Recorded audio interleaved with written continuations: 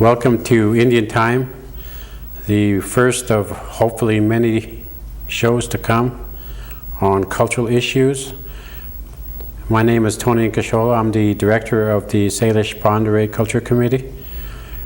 We're here the show to introduce the show as something that we hope to accomplish, things that normally the cultural issues get left out on public issues, and we're here to hopefully start something that will inform our general public, inform our people of the reservation on how culture is connected to everything that we do. One of the things that we want to do here is we're going to try different things. We'll talk about language, we'll talk about the culture, we'll talk about the roles of the people on the reservation. One of the things is when we get started, we'll have a phrase for a day in Salish so that people can learn a little bit of the language. We would also like to cover all cultural events that are happening to inform the tribes and the people of the different cultural events, so that they are aware of the things that are happening around them. We'll also be interviewing a lot of our tribal elders, our cultural elders who have taught us who we are today, about the culture and the language. We'll be interviewing them. Some of them will be bilingual, some of them will be strictly in Salish. We want to expose the people to the Salish Peone language so that they can understand, they can hear, and know how important it is to have those two main parts of their lives, of their cultural values. The history of the Salish Culture Committee, I guess we are now a little over 25 years old. We started back in January of 1975. It was through a small grant. At that time, at the beginning, the grant, both of the Salish and Kootenai Culture Committees were together. We started out. And that first year, it was soon realized that there are two distinct differences in the culture and the language of the Salish and Kootenai. So the following year, we separated, and we went to the different programs and realized that the Kootenai and the Salish were so different that the tribes sponsored or funded, I guess, the two programs, because we knew, and the tribal government at that time realized the importance of the funding and the information that was being gathered, and if it was funded by tribal dollars, then it would remain the property of the Salish Kootenai people, and that's why we are funded by tribal dollars. As we all know that the grant dollars, sometimes there is some stipulation to it that we are not complete ownership of those things. And with all the information that we have gathered over the years, I think the first year we gathered over 300 audio tapes of the history of the language from various elders at that time, and the majority of those tapes are in Salish, so we have to take those tapes and translate them into English and try to make some sense out of that in English for the general public and for some of the school children. As we all know, you lose a lot when you translate from one language to another. And so that's one of the things that were done. Also, the roles, I feel, of the Culture Committee have changed over the years. In the first 25 years, it's been quite a transition for a lot of us. It was very simple at the beginning. Our role as a Culture Committee was to preserve, protect, and perpetuate our Salish language and our culture. But over the years, on the demand of cultural information and the demand from different organizations on the outside that the tribes are doing battle with on a regular basis, we have to be involved in more things than what we started out to. Right now we're involved with relicensing of reservoirs, of dams that we have done. We just completed a negotiation, worked with the Washington Water Power, which is now Avista, on the relicensing of the Cabinet Gorge and Noxon dams. We're working on Hungry Horse dams along with the preservation people. On the Big Fork Dam that is coming up on Lake Koocanusa, preservation has worked with the Kootenai people on that area. So our Aboriginal territories are extended throughout the northwest and most of Montana. So we know that there's a lot of history and there's a lot of work, and that we have to continue to gather this information in order for us to survive as Salish Kootenai people. And I think a lot of times in our negotiations throughout the country that we forget to think about those issues, the cultural issues of our people. Those are the foundation of who we are as Indian people. A lot of our court battles, a lot of our negotiations that are won are based on our culture as Indian people, on the language as who we are as Indian people. And I think we have a tendency to forget those things, that we go and negotiate, we win a case, and then we set the language and the culture aside again.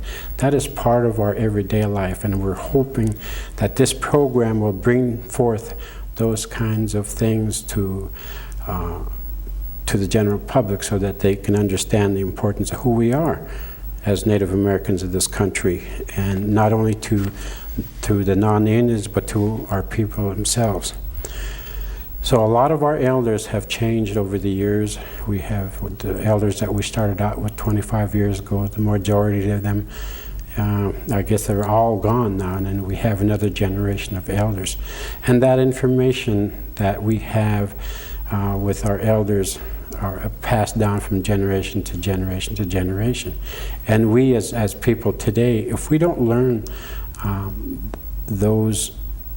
the culture and the language and those things that our ancestors have, if we don't listen, if we don't learn it, then we're going to come to an end in a very short period of time. That is the root of who we are. Without our cultural values, our traditional values as Salish Kootenai people, there's nowhere else to go. Then we end up in the same pot where the federal government had tried to put us for many, many years, that we're all the same, and we're not all the same. There's a purpose for us being different from where we are. There are many cultures, many languages in this world, and that there's a reason for that, and that's why we should continue to learn and pass that on. Some of the past projects I think we have as we worked with is not only collecting the information and the history of the tribes, the language, but we've worked with elders, we've interviewed elders, we've worked with different tribes who have called for assistance, and we've also thought about going out and just doing strictly assisting the different tribes. We've helped the Kalispel tribes, the Coeur d'Alene tribes, the Fort Belknap, and I think to some extent Rocky Boy, Yakima. We work with the Coast Salish tribes, and it's just a lot of people, a lot of tribes that are now realizing the importance of their value and their culture, and we have been able to assist a lot of those. Luckily for the Salish Kootenai people, we were probably one of the first tribes to get started on that. Some of the future projects that we have in mind is not only this program to use as an educational program to keep people updated and working, but also we want to work on, we're collecting photographs, or we have photo archives, and I brought two of my employees here, one summer youth, and the other one is Marie Torosian, who has worked for the program for a while, and she is in charge of the photo archives. So what we're going to do, what I'm going to do now is I'm going to let Marie explain some of her work and some of the future projects that she has in mind. So with that, I'd like to introduce you to Marie Torosian and to Sadie Peone. As Historical Collections Manager of the Salish Pandare Culture Committee, my job has many facets pertaining to the culture of the Salish and Pandare people. And a big part of the job is preserving the history of our people through photographic images. And what we've been doing for the past 25 years of existence of the Culture Committee is to be gathering historic photographs, present-day photographs of anything that our people have done in the past or are doing. And one of the projects we're working on today, as Tony said, is started by Leo Tillier, a tribal member who developed an interest of doing a veterans war display, and that war display is of all tribal veterans, Salish and Pandare, that are deceased or living today. It's just a way that he wanted to work with our committee to memorialize and to also honor all the veterans. And what we've been working on is scanning in photographs into our archives program and printing them out into a 5x7 size. And that's where we're asking for help from the tribal communities to bring these photographs forward. Any size, any condition, we can restore them, we can put them back into a good photographic quality, and we're going to put these up at the Culture Committee. I have with me today summer worker Sadie Peone, who is a photograph archive intern, and I'll let her explain to you what she's been doing with our program. Sadie? Hello, my name is Sadie. I've been working with Marie with the photo archives. I'm our photo archives intern, and we've been scanning numerous pictures and of the vets right now and putting them up in display. I've learned how to scan pictures and make them photo quality and pretty much fill in the index on what the pictures are and who's in the pictures and what was going on in the pictures. And that's what we've been doing. Thank you. Marie, you talked a little bit about the work and collecting of photographs. Do you have any idea or an estimate of, over the years, how many photos we've collected?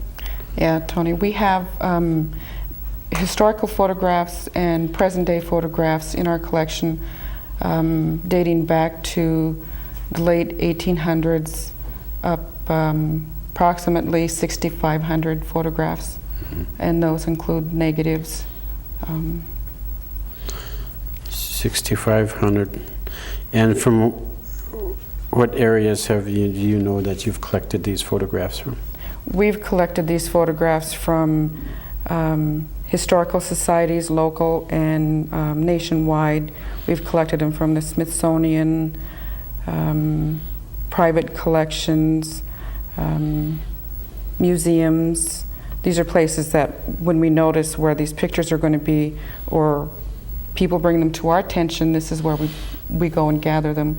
We either, in the beginning, we were allowed to go into certain museums and do our own duplicating, take a still photograph of it and bring it back and develop it. What we're doing today is scanning those images into the computer and printing out on photo quality. Now, my understanding on this project here with the veterans, that the only thing that we're asking for is that they be in uniform, right? Right. And you can bring in the photographs in as long as they're in uniform, and bring them in so that we can scan them into the computer. And if our program doesn't work, sometimes it gets sketchy on the quality and the resolution. And when that happens, what we do is send it in to get reproduced and bring it back. But we always guarantee that the people get their pictures back. And how are you storing these kinds of the photographs and negatives? How are you storing those things? All the photographs and negatives are assigned a number, a photographic number. Negatives are assigned a negative storage number, and then they're placed, the originals are placed into permanent storage. We make a working copy of all the photographs, and those are put out for public display, either in frames like what we have today, or frames on the wall that we can put up for people to look at, and also photo albums. And these negatives are kept in acid-free archival storage boxes in a fireproof vault at the Culture Committee. And these are available to the general public with? Yeah. What we'd like to do with these photographs is to make sure that they're available for families. Maybe somebody in the community has pictures that they want to bring in and share with the Culture Committee. We make those available to other members of that family. Say, Tony, like if I had a picture of somebody in your family and I brought it in and put it into the archives, it'd be available for your children and nieces and nephews or whomever in your family. We want to make sure that families have access to pictures that they didn't know were there. And then we also like to share our photographs with other tribal programs, and we have in the past, where they just wanted to put up historic photographs in their office, publications, pamphlets, those types of things. And we don't charge for the photographs. The only thing that we'd like to ask back is the cost of reprinting, so that we can keep that process going. Now, I understand you've got some large family collections that were donated to the Culture Committee? Oh yeah, we've got the Tillier collection, and that is 600 plus photographs that are in that collection alone, and that's Albert Tillier had taken pictures all while he was on the reservation here of several families, and those are now archived at the Culture Committee for use. I know that they've been used in Place of the Falling Waters video. The People's Center's been using those types of photographs, and we also have a large collection of Annie Sorrell photographs. I can't think off the top of my head all the other photographs, but different people bring in pictures that they want us to archive. The Derglow collection is another one that's fairly large, and those photographs are loaned to us to get copies, and we made all copies and negatives, and the originals went back to the Derglow family for their safekeeping. Is there, what are other things that you do in your line of work, in your job? Some of the other things that I do with my job is taking care of all the audio and video recordings. We have several hundred audio taped interviews from elders, from language camps, language classes that we have on audio and videotapes, and we keep those in our vault also.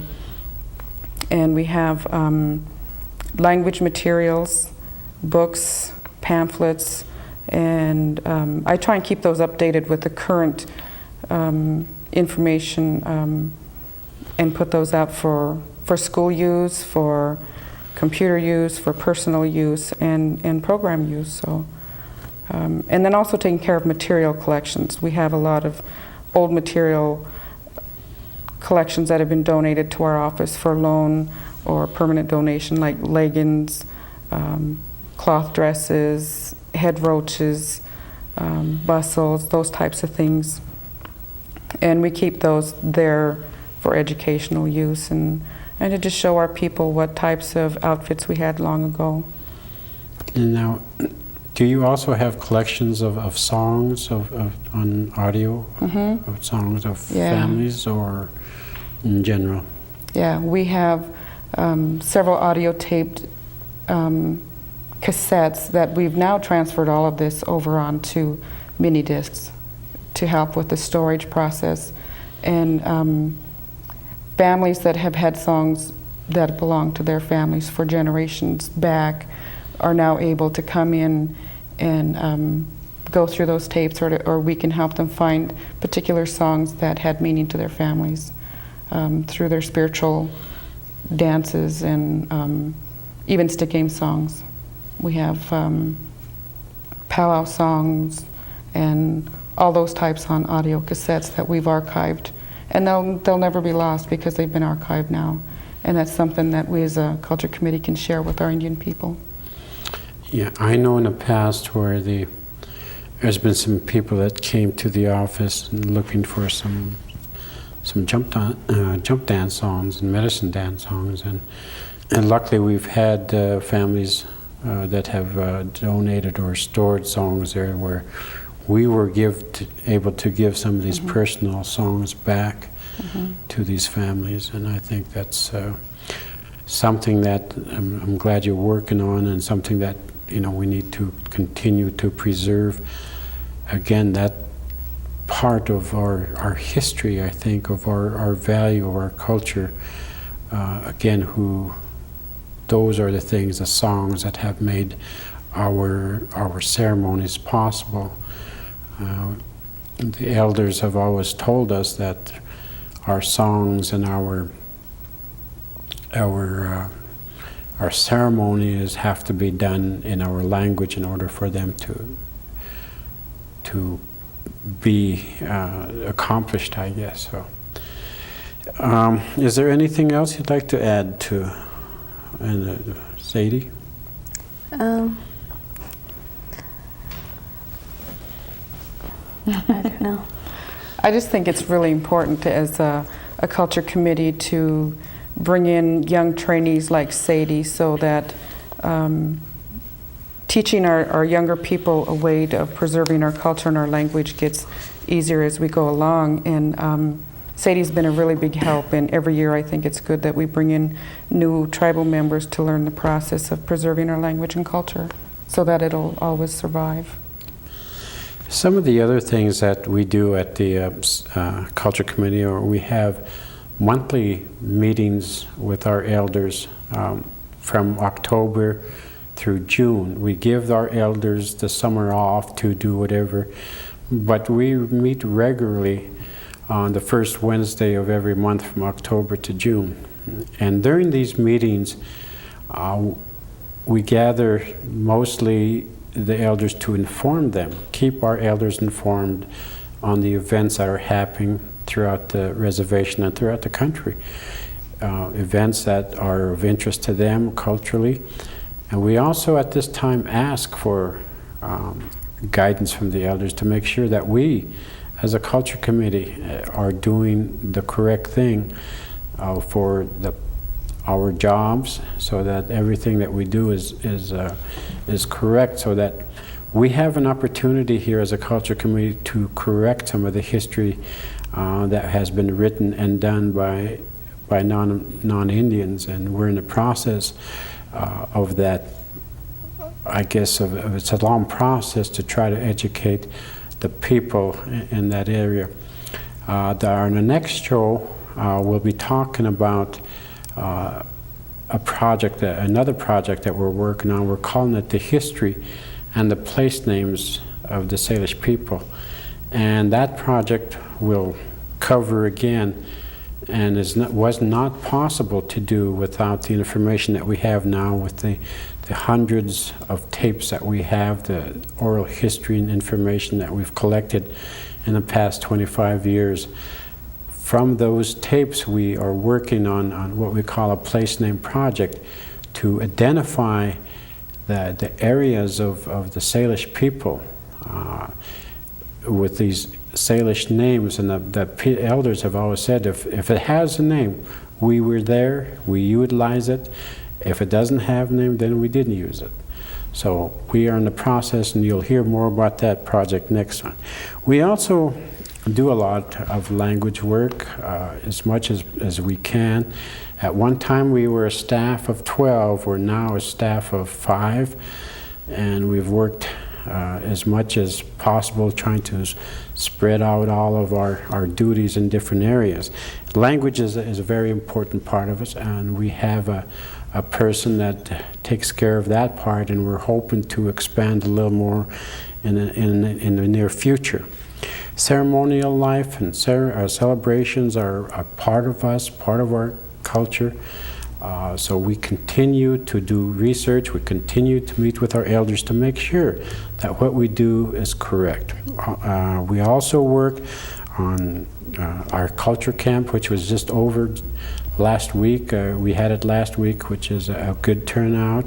We gather our elders, and young people get to learn a lot of their language, a lot of their culture, plants, tools, everything that we can cram into 1 week they will learn. We talked about the photo archives. We tried to get some publications out when we translate material into English to be used by the general public and mostly the public school system.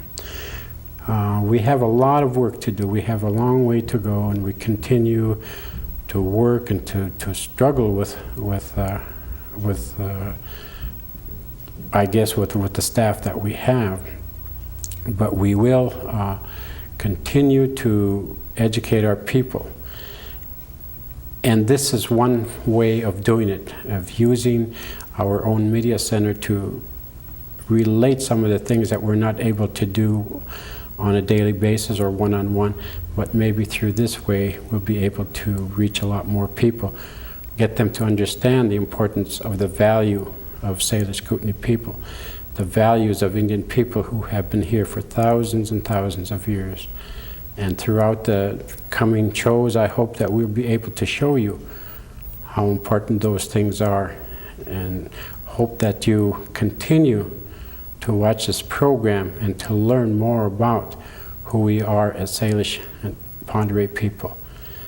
And with that, I would like to again say thank you for joining us today, and I hope that you will continue to be part of Indian Time. Thank you.